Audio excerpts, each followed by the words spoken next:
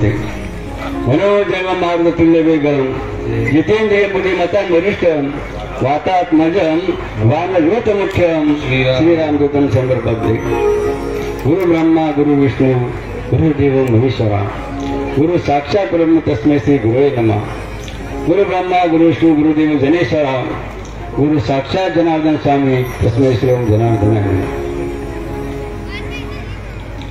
आपण सर्वजण प्रथमतः स्वरात करा।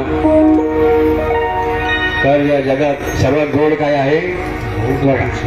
सर्वात गोड काय आहे की गोड तुझे नाम गोड तुझे रूप की किती गोड आहे भगवंताचं नाव? अमृतावनी गोड नाम तुझे देवा अमृतावनी गोड नाम तुझे देवा अमृतावनी गोड नाम तुझे। मग आपण सर्वजण या ठिकाणी अयोध्येमध्ये सोहळा झाला ना, जिकडे तिकडे बघा या पूर्ण भारतामध्ये त्या सोहळ्याचा आनंद बघा सर्व रामभक्त सर्व भूभूतांनी घेतला। मग याही आज जसं काही बघा बाबांना ही बाबुळगाव नांगरी नगरी अयोध्यासारख्या राज्याचा टाळीवर बघा या ठिकाणी अभिनंदन घ्या सर्व भूभूतांचं या ठिकाणी करूया। प्रेम मुदित मन से कहो राम राम राम राम राम